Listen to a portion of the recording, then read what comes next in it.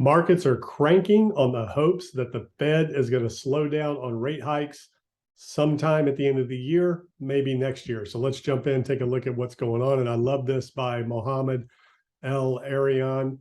He said the market romance with an upcoming change in Fed policy has evolved from earlier. This was the first one in July, the big July rally, pivot to the most recent pause and to today's slowing.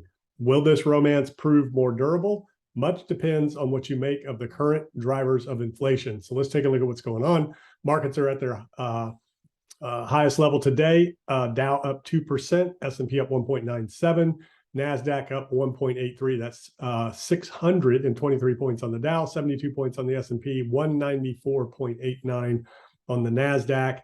Let's take a look over here at bonds. The 10-year is still at 4.23%. And let's look at long duration bonds as well as the 2-year. So right now we still have the 2-year coming in at 4.498. We have the 10-year coming at 4.223. We have the 30-year coming at 4.3%. That's putting pressure on a lot of longer term assets like real estate, mortgages, things like that, corporate credit, longer term corporate credit. Obviously the 10-year and the 2-year affects those greatly. So interesting times out there right now in the markets. And again, today, the Wall Street Journal, there was a story out. It's not a leak. It was a story out talking about a couple of the Fed members saying that, they're going to talk about, obviously the rate hike of 75 basis points is kind of locked in at this point, and that they're going to discuss slowing future rate hikes, meaning maybe not as big of a rate hike, things like that. But in terms of thinking that the Fed is done, that the Fed has paused, and things like that, we're not there yet in that regard. We have U.S. consumer is soldiering on despite of soaring inflation and recession risk, credit card giants say. So consumer spending is still strong. The economy as a whole is still strong. The jobs market is still strong. Inflation is still high. Rents are still high. We talked about that the other day. There are investors out there like a Grant Cardone, people like my clients. I helped Grant Cardone with something a while back and did an interview with him on my channel. But that business model is you buy a big multifamily building so you can raise rents to ultimately sell it for more money than you bought it for. That's why those prices were soaring on multifamily and commercial assets. Cap rates were really compressed and rents are skyrocketing because the deals do not work unless you can push rents 10, 15, 20%. Now with interest rates rising, a lot of those deals were done with interest-only short-term bridge loans. They're going to reset this year and the next couple of years, and they're going to have to raise rates to keep those deals above water, or they're not going to work since the interest rates have risen like they have, and unless they have rate caps in place and things like that. So interesting times in terms of rents and pressure on rents. Real estate values are still at record levels, even though we are seeing price corrections, they're still at record high levels. And especially when you compare them to the payments that people are making in the interest rates, it just makes housing completely unaffordable. So the economy is definitely in transition. It's still strong from a job standpoint, from a consumer spending standpoint, and from an inflationary standpoint. So those are all the reasons that the Fed needs to keep rates high. And ultimately, Fed speakers are going to come out and they're going to say a lot of things. It really boils down to Chair Powell. He's the final decision. And right now, 75 basis points for November is kind of locked in. Unless something drastically changes between now and then, we will see the markets unwind into that move just like they have been the last couple of times. So getting a nice little bounce here, and then we will see the next leg down, kind of like what we've been seeing all along here, most likely. Now, this could potentially be a bottom. I don't know exactly what's going to happen, but given the macroeconomic headwinds, geopolitical risks that are out there, the logical, most likely, probable next moves are going to be another leg down into the Fed rate hike in November. And then potentially, depending on where we're at there, if we see what the Fed's done so far start to work its way through the economy, which it has not yet, then they could be talking about slowing down, smaller rate hikes, things like that. And ultimately, once you see the inflation curve flatten and start to come back down, that parabolic curve up in inflation start to reverse, come the other way, and the Fed can say, we don't need to hike, we can pause, then the markets will be off to the races. There's a lot of capital out there that wants to come back into the markets at the right time. But right now, there's more risk to the downside than there is potential to the upside, just given the environment that we're in right now. And of course, if there's a ceasefire in Ukraine, if the war resolves itself, if Putin disappears from the face of the earth, then you will see markets off to the races in response to those events as well. So a lot of things going on there. This is the Dow right here, kind of still working its way along, kind of, above now the, let's go ahead and look at the 200-week moving average, above the 200-week moving average, above the June lows. NASDAQ finding resistance on the 200-week moving average, below the June low. S&P just now getting above the June low, finding support on the 200-week moving average. So we'll have to see if that continues along those lines. That was the wrong thing to make disappear there. So we'll just have to wait and see how that goes. Now, Bitcoin, let's take a look at Bitcoin. And here's what I'm looking at here. Everybody's talking about this little triangle and that Bitcoin, has to resolve one way or the other, and you have a huge move that's up or down or whatever. And as we saw back here last time in 2018, we did see a big drop to the downside. And the difference is, so with this consolidation here, when you have price kind of compressing and consolidating like that in a linear fashion along the bottom, this is kind of exactly the type of pattern we're in right now. Once it hit down here and started to consolidate, it was consolidating at an upward trend. The price, even though it was kind of going sideways, was kind of rising up levels as it was going sideways, and looking for a continuation of the trend.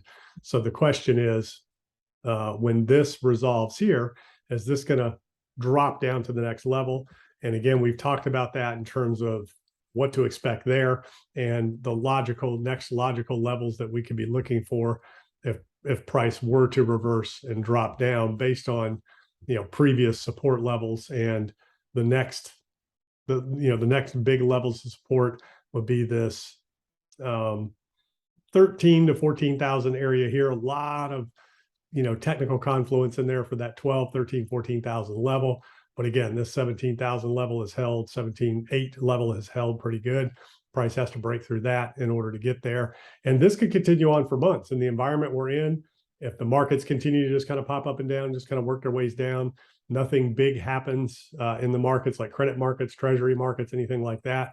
I mean, this could go on for a while. There's nothing here that says this has to move one way or the other just because these two lines are converging. So it'll be interesting to see if that happens. And just kind of on that point, that major trend line that we were watching before, if you've been watching this channel, I've been kind of watching this trend line here, and I'm no technical analyst. I just like to move with the momentum of the markets. It's all about trend. The trend is your friend. You have the macro cycle in terms of long term. Let's go ahead and put this on log here, and we'll put it on the weekly.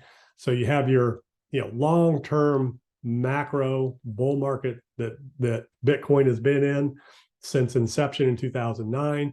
And then within that, you have your cycles of peaks and valleys, your business cycles where you hit your peaks, you drop down, you hit your bottoms.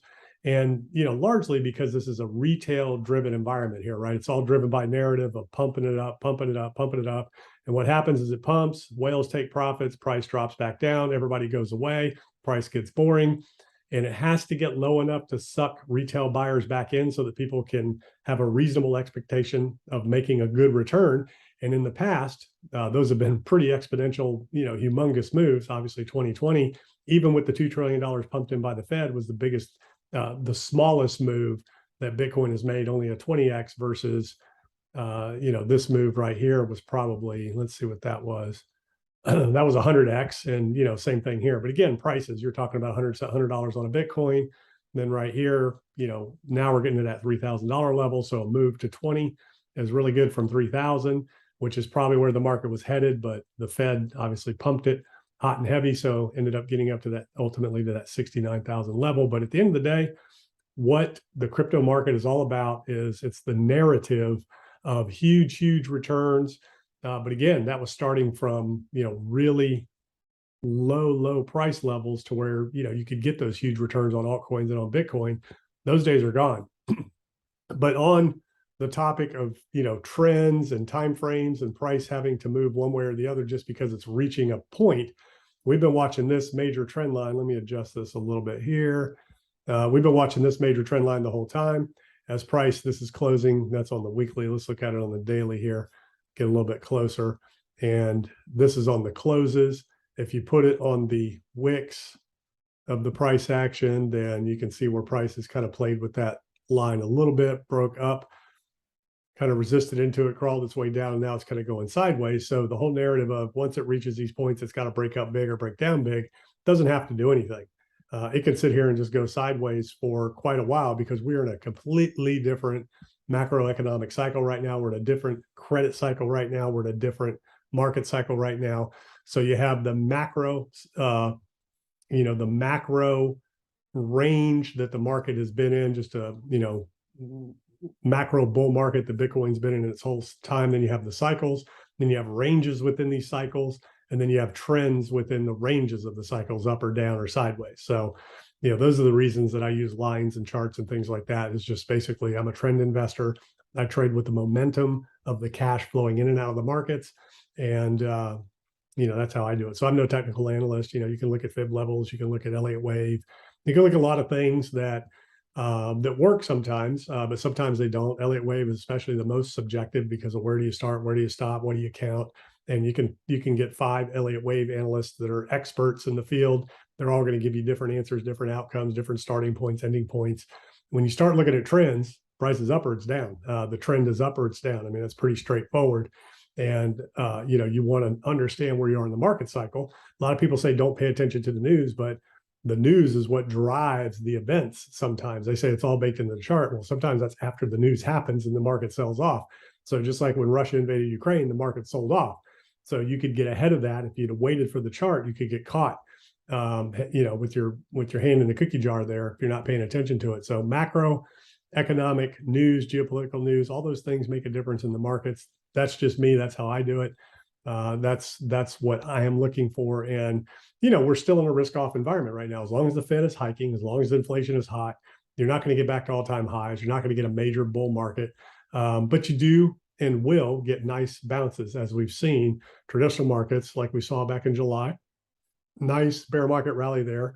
This was the last whisper, this bounce right here in September of a Fed pause. So this was Fed pivot. This was Fed pause. Where we're at right now is the Fed slowing-ish, pause-ish, slowish. That's what this kind of sloshing around is right here. And we've seen it before. Again, you go back to 2018, same exact time frame in 2018. Right in this area was when the Fed started tightening and the Fed pivoted right down here at the bottom. Let's look at the Dow, get a little bit better of a chart here. During that time frame, this is where the Fed started tightening into 2018, then pivoted right here, December of 2018. What else does that coincide with? That coincides with the bottom of Bitcoin. The bottom of Bitcoin came in when the Fed pivoted in 2018. We were right here when they started tightening. Market collapsed, Fed pivoted, off to the races. So is that going to happen again? Nobody knows. We just have to wait and see. Bitcoin could continue to hold on right here, or this could be exactly like what was happening in 2018, exact same time of the year. Right now, this is where today's October 21st. That would be right here. October 21st back in 2018 is right here. So that was a Sunday, right in this area. So it kept going until November 18th. So it's been a month going sideways, a little bit of bouncing. I mean, there's a little bit more activity in there. I mean, that's from 6,000 to, 6,500. So about a 10% range at that time for price. And I remember watching it here, and I didn't want anything to do with it because it just came off 20,000 and it was, kind of working its way down and bounce up, down, bounce up. And I hadn't bought Bitcoin here, but I was watching it. And then when it dropped down in these lower levels, down to that 3,000 range, that's when I became interested, and then watched it jump back up here to 13, 14, then dropped all the way back down again to the pandemic. And then that was another time to re-enter. So a lot of people know this. They're looking at that. They're not interested at 19,000. That's why price isn't going anywhere, because it's not attracting enough interest, because there's not enough upside. At this point, if it goes back to all-time highs, it's a 3x. So you can get that in most stocks. And we've seen stocks throwing off, 10, 20, X's here in the last few months with meme stocks and other things like that. And then just with the pivots, we've seen big rallies in stocks. So Bitcoin and crypto are way too risky for people at this level if you're only looking for a 2 or a 3x versus being down to that $3,000, $4,000, $5,000, even $10,000 mark. Now you're talking about the potential of a 5 or a 10x becomes much more attractive from a risk reward standpoint. So as far as the business cycles of Bitcoin, that's what these narratives have always been about in the markets, is that people come in, buy low, price runs up, they take profits, price drops, people lose interest. They need to see it low enough so they can expect a decent return. So then price runs up. There's the whole halving narrative that comes out where the marketing message is, hey, you got to get in now because there's only going to be half as many. So people buy into that narrative, and then the whales sell into that, institutions sell into that, price drops, got to do it all over again. You got to get enough people disinterested in the space, take profits to get new people to come in, and you have to bring them in with a low enough price. So this is largely manipulation that's going on right here, keeping these prices where they are. How do I know that? Because there's a lot of algos involved. There's a lot of investment funds, hedge funds, and whales involved. And the price action is, other than a couple little blips here or there, pretty much identical off of, on most of these assets. Pretty much the exact same thing going on, kind of keeping price up just enough to take some profits, rip it here and there. But eventually they're going to run out of gas if the economy continues on the direction it's on, the Fed continues to raise, interest rates stay high, all of those types of things. And then eventually people lose interest, market falls out, gets down to lower levels, and then everybody jumps back in and other people start finding out about it. We see what it's done in the past, and price rips off to new all-time highs again. So that's kind of how it works. And then, it goes back and forth between altcoins, Bitcoin runs, sells off, then altcoins pump, sell off, back into Bitcoin, pumps, and it's just those cycles. And that's the way it's been over and over and over. The other thing too that's different this time is there's a lot more capital in the markets now. There's a lot more other coins in the market now than there was before, and NFTs, DeFi, and a lot of other spaces that capital is going into that's kind of keeping some of the capital out of Bitcoin and crypto, altcoins that could have otherwise gone in there. And then of course, with the levels we're at in the stock markets, a lot of capital is just staying in stocks versus going into crypto. So interesting times. And just, at the end of the day, what does it take? It takes more capital into the markets in order to drive price, more participants, more broad scale usage, speculation, and adoption in order to drive these prices. So that's the cycles we're in. And these are the things I'm looking at. I'll see you in the next video.